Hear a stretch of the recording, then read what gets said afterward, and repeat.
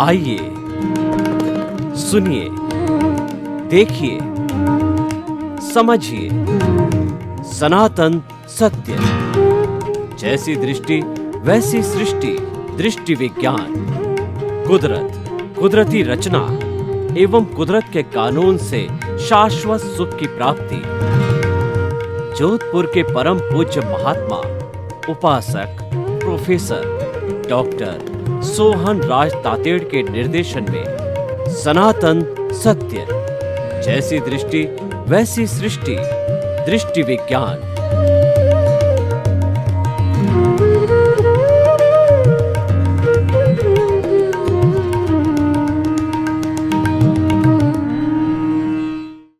आज का हमारा अति उत्तम विषय भीतर और बाहर का सच।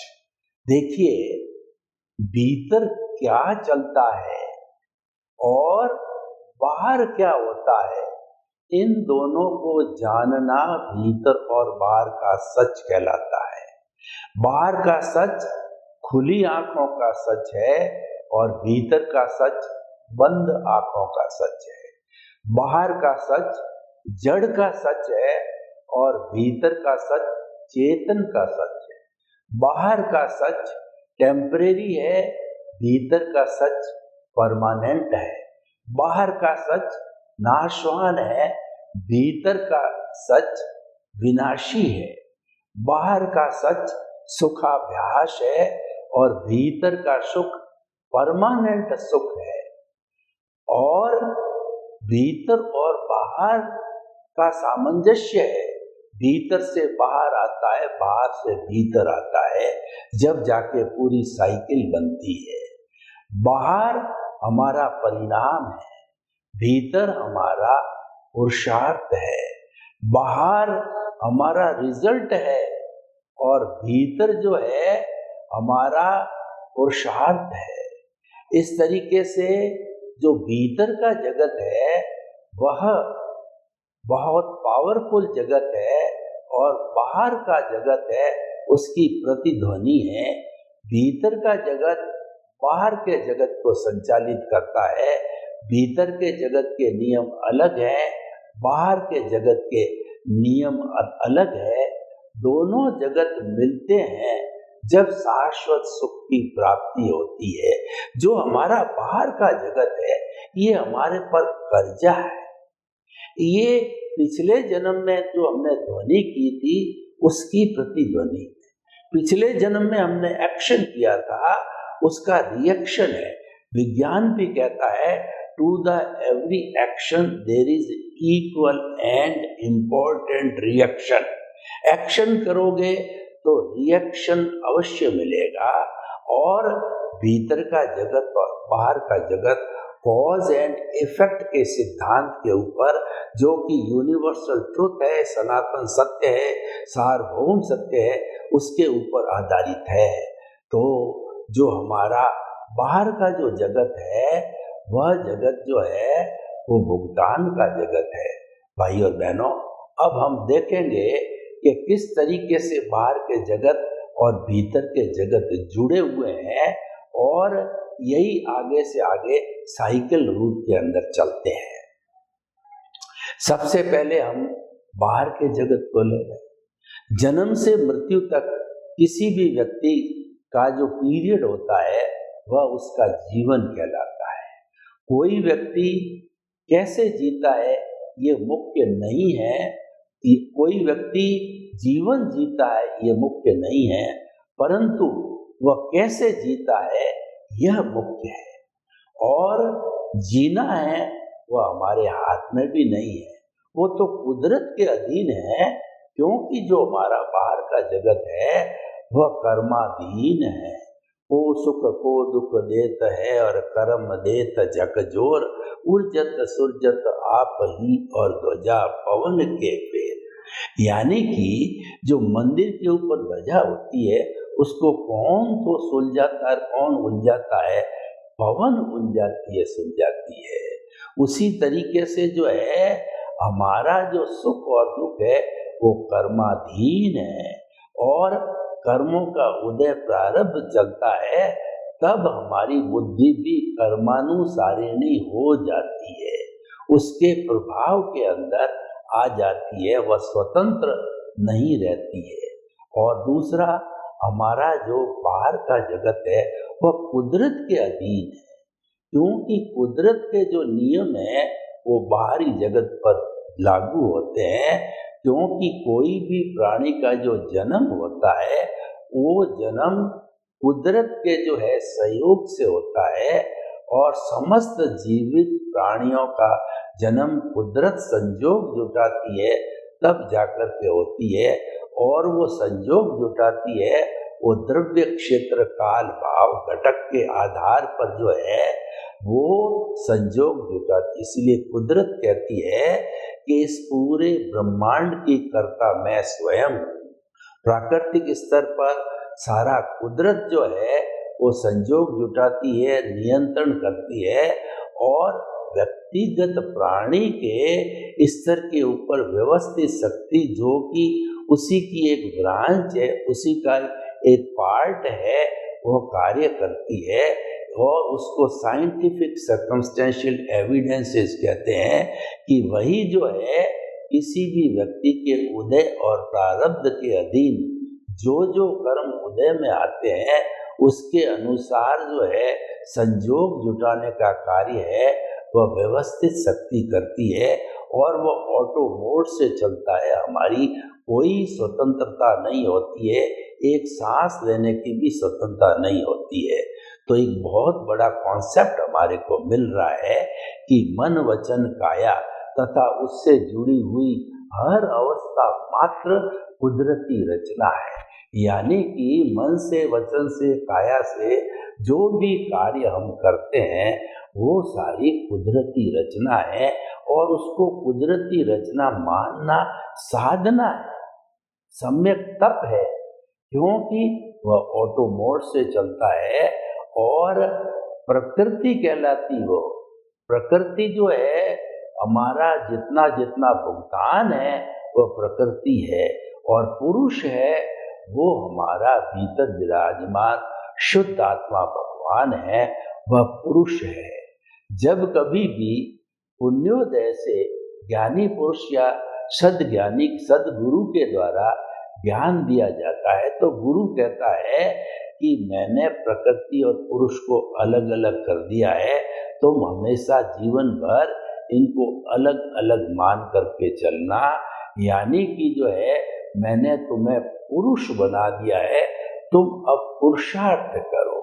रियल पुरुषार्थ है अपने अस्तित्व की जानकारी करना, अस्तित्व के इर्द गिर्द रहना रियल पुरुषार्थ है, और प्रकृति के इर्द गिर्द रहना है ये रिलेटिव पुरुषार्थ है। रिलेटिव पुरुषार्थ को अज्ञान कहा जाता है क्योंकि ये नाशवान है, और आत्मा के इर्द गिर्द रहने को, आत्मा पे स्पर्श करने को, आत्मा का ज्ञान करने को और आत्मा का स्पष्ट वेदन करने को विज्ञान कहा जाता है, क्योंकि यही मुक्ति का मार्ग है।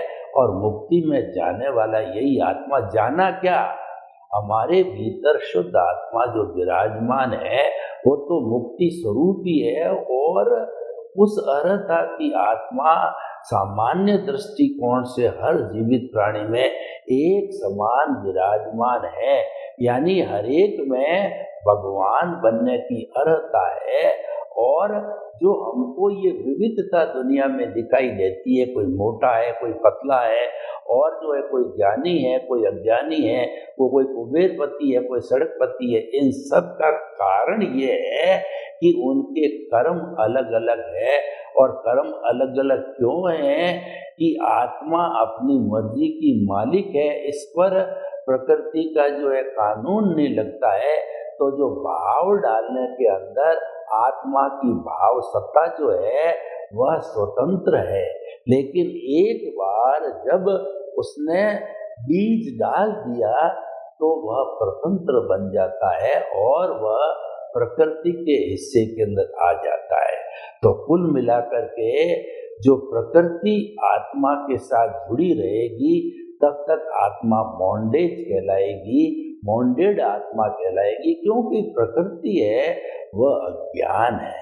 जब इसीलिए आई प्लस अज्ञान is equal to bonded soul, संसारी आत्मा, और आई माइनस अज्ञान is equal to pure soul. अगर हमें प्योर सोल का मतलब हुआ शाश्वत सुख को प्राप्त करना है, तो हमें अज्ञान रूपी प्रकृति को धीरे धीरे शून्य करना पड़ेगा। ये प्रकृति जो है वो हमारी प्रतिष्ठित आत्मा का डिस्चार्ज भाग है। जब संपूर्ण रूप से जन्म जन्मांतर का कर्मों का डिस्चार्ज बर्फ की शिला की तरह जीरो हो जाएगा, अज्ञान जीरो हो जाएगा, कार्बन शरीर जीरो हो जाएगा, कर्म रज जीरो हो जाएगा, एक भी जो हमारी आत्मा के साथ के अंदर जो है वो जड़ का एक भी परमाणु शेष नहीं रहेगा, तो ये आत्मा अजर अमर और अविनाशी बन जाएगी। ये सारा भीतर का सच है।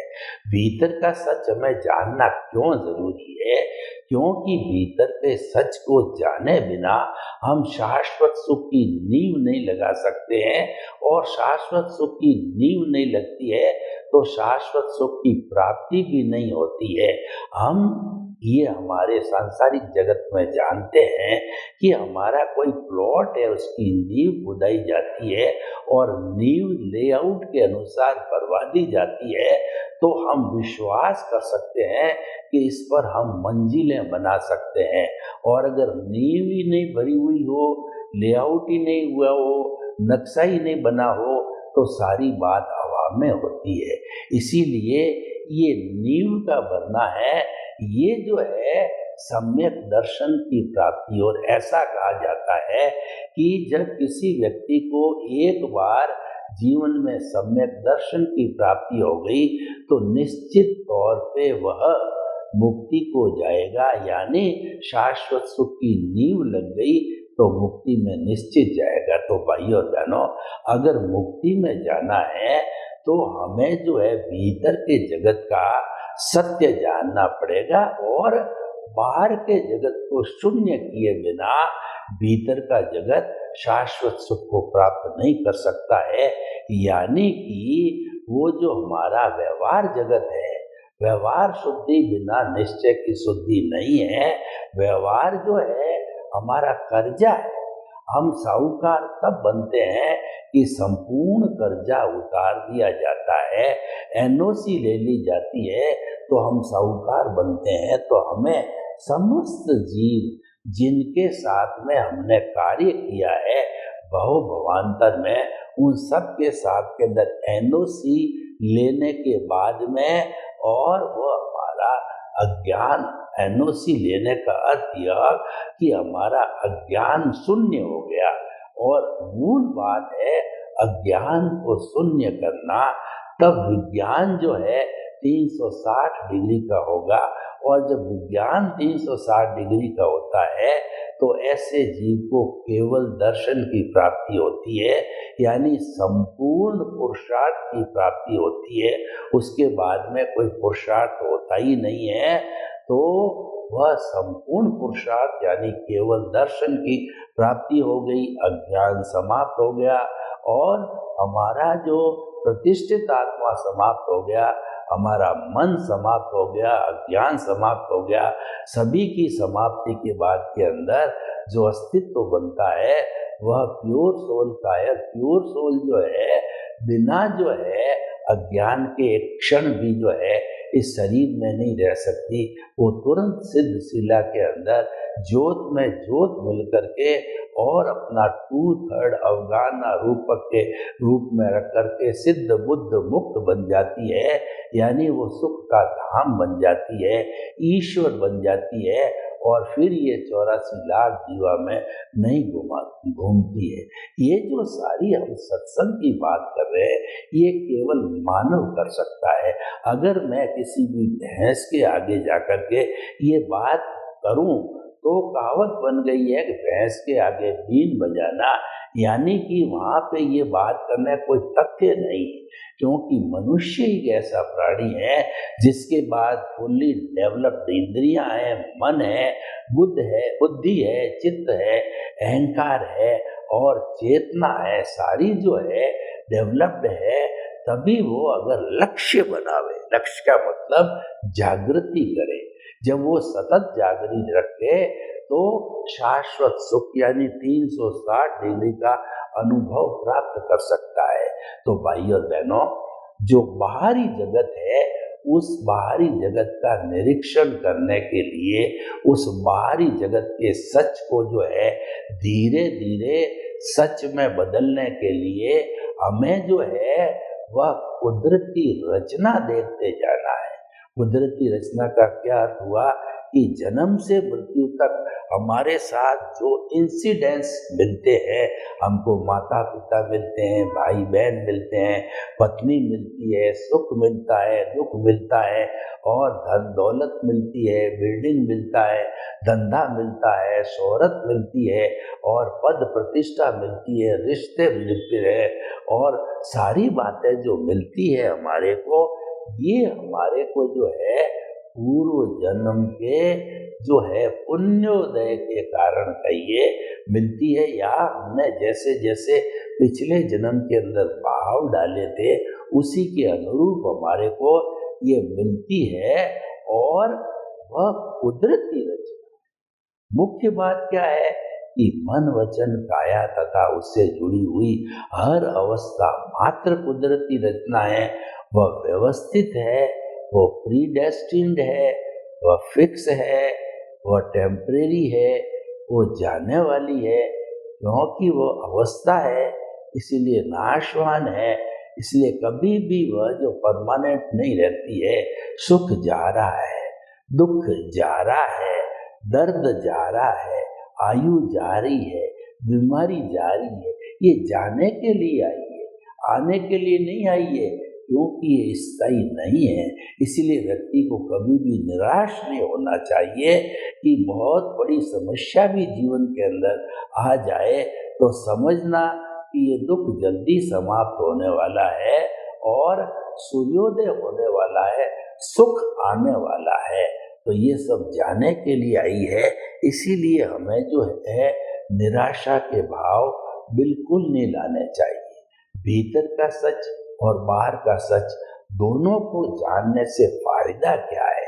फायदा ये है कि बाहर के सच को कुदरती रचना जानते जानते सम्यक तप करते करते हमको हमारे स्वरूप का जो है स्पर्श होता है, मैं कौन हूँ इसकी जागृति होती है और फिर धीरे धीरे ये जो है सारी रिसर्च चालू हो जाती कि मैं कैसा हूँ, मेरे गुण क्या है और मेरी अवस्था क्या है, सारी बातों की जानकारी होती है।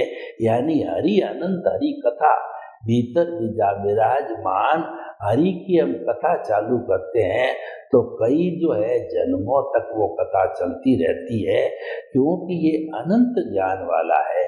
जब हमने इसका ज्ञान लेना प्रारंभ किया तो जो है ये ज्ञान अनलिमिटेड है।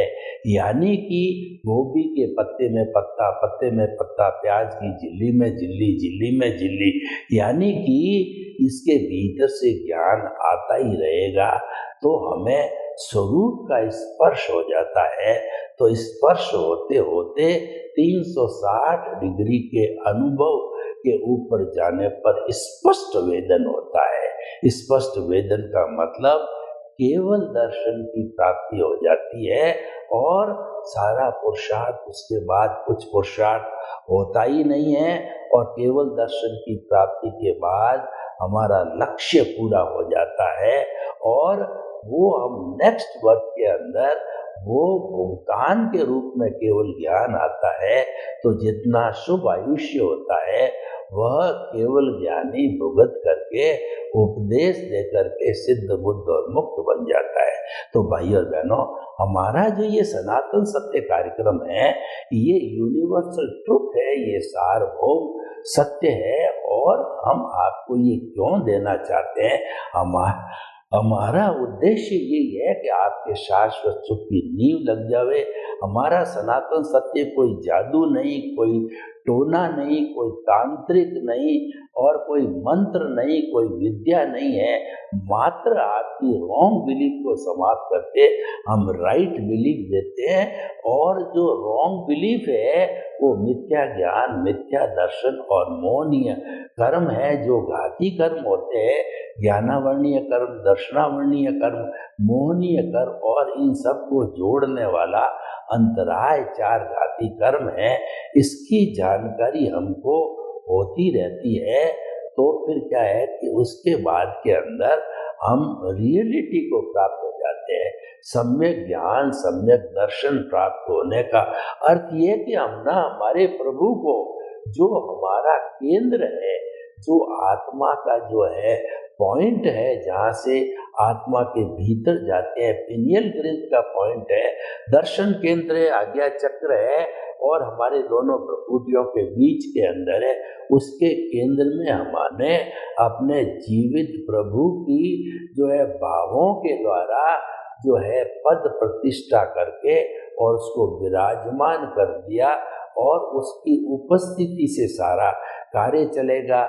जब हमारे प्रभु आ गए तो उसका जो गुण है वो है ज्ञान दर्शन। वो सम्यक ज्ञान, सम्यक दर्शन जो है गुण है, वो गुणी से अलग नहीं होते, तो उसके साथ में रहते हैं। और इनकी पूरी कहना चाहिए एक टीम है। वो टीम है निमित्त, निर्दोष, कर्ता और शुद्ध आत्मा है। वो टीम सारी फंक्शन करती है, और जब ज्ञान प्राप्त हो जाता है तो इस हमारी शुद्ध आत्मा के भाव सत्ता के रूप के अंदर जो है वह प्रज्ञा जागृत होती, एनलाइटनमेंट हो जाता है। दूसरे शब्दों में, जिस व्यक्ति को एनलाइटनमेंट हो जाता है तब से मोक्ष की नींव लग जाती है, और तब से जो है आत्मा केंद्र में विराजित हो जाती है।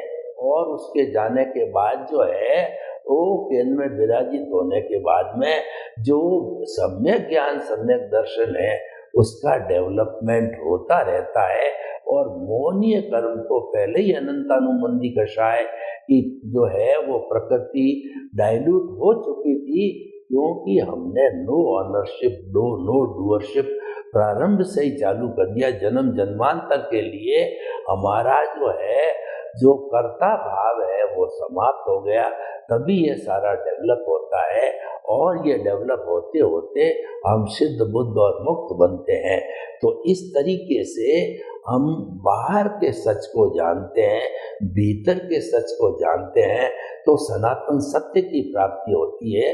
सनातन सत्य है वो सिद्धांत के ऊपर आधारित है, और वो परमानेंट होता है, किसी बदलाव में नहीं जाता। यानी हमारा शुद्ध आत्मा भगवान अभी हम बने नहीं हैं, हमको उस परमात्मा पद को प्राप्त करना है। तो उसको जो है केंद्र में हमने रखा, तो धीरे धीरे हमारा अज्ञान समाप्त होता है। अज्ञान समाप्त का मतलब परिधि समाप्त हो जाती है, और संपूर्ण रूप से परिधि है समाप्त होकर के और वो केंद्र में विलीन हो जाती है। विलीन होने का अर्थ यह है केवल ज्ञान की प्राप्ति हो जाती है। तो भाइयों और बहनों, अगर हमें अपना व्यवहारिक जगत को अच्छा बनाना है तो बाहर के सच को जानिए, और आपको जो है वो शाश्वत सुख की नींव लगानी है तो भीतर के जगत को जानिए। हमारी जो है प्रज्ञा जागृत होने के बाद में वो हमेशा हमको जो है मुक्ति की ओर लेती जाएगी, लेकिन अज्ञा भी मौजूद रहेगी, अज्ञा भी मौजूद रहेगी, प्रज्ञा भी मौजूद रहेगी।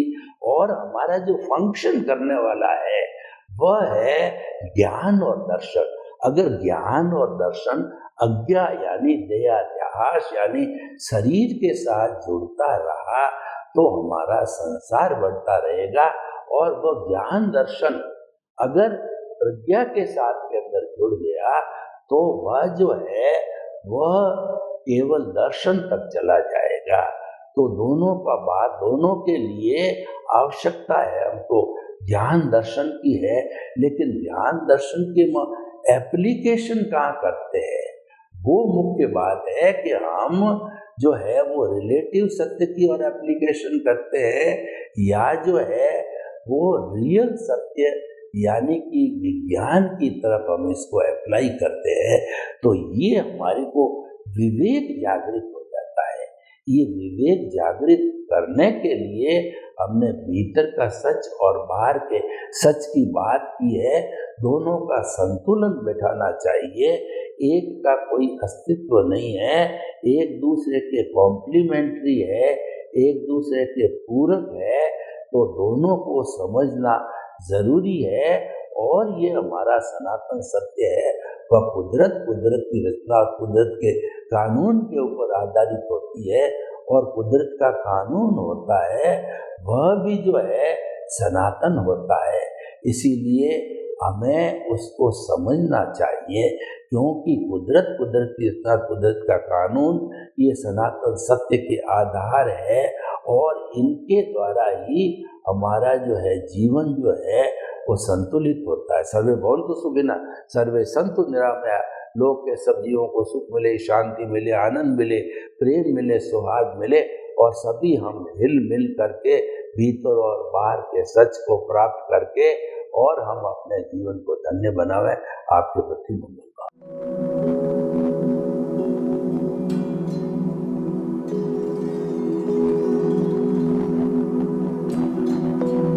एक ऐसा अंतर्राष्ट्रीय ख्याति प्राप्त मानव जो गुरु प्रेरणा से पिछले 20 वर्षों से वानप्रस्थ जीवन जीते हुए 24 घंटे मानवता की सेवा में संलग्न है।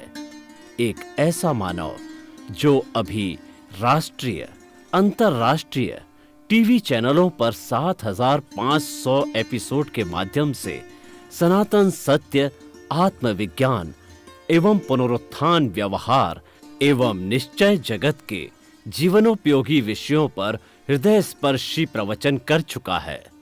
उस मानव का नाम है महात्मा उपासक प्रोफेसर डॉक्टर सोहन राज तातेड़। प्रोफेसर तातेड़ द्वारा योग, दर्शन, शिक्षा विषयों पर रचित पीएचडी स्तर के 250 शोध ग्रंथ भारत के 100 प्रतिष्ठित विश्वविद्यालयों में शोधार्थी पढ़ रहे हैं तथा वे सभी शोध ग्रंथ वहां की सेंट्रल लाइब्रेरियों में उपलब्ध हैं। महात्मा सोहन राज ने अभी तक हजारों स्कूलों, कॉलेजों, विश्वविद्यालयों एवं संस्थाओं में सेमिनार, वर्कशॉप, कैंप लगाकर लाखों विद्यार्थियों को योग, दर्शन, शिक्षा का प्रशिक्षण देकर उन्हें सुसंस्कारित किया। डॉक्टर तातेड़ ने भारतीय संस्कृति उत्थान के 4000 से अधिक समसामयिक विषयों पर आर्टिकल लिखकर ऑनलाइन जर्नल, पत्रिकाओं, वेबसाइट्स पर प्रकाशित किया, जिसका उपयोग लाखों पाठक कर रहे हैं। उपासक तातेड़ के 5000 से अधिक आज का सुविचार, आज का शुभ संदेश, आज का मंगल भावना योग आदि चिंतन websites, Twitter, blogger, Facebook, YouTube माध्यमों से लाखों लोग अपना जीवन निर्माण कर रहे हैं। मानवता के मसीहा ऐसे महामानव महात्मा सोहन राज तातेड़ के प्रोफाइल को अभी तक विश्व के 20 लाख दर्शक यूट्यूब पर, 12 लाख गूगल पर एवं लाखों दर्शक फेसबुक, ब्लॉगर, ट्विटर और इंस्टाग्राम पर देख चुके हैं।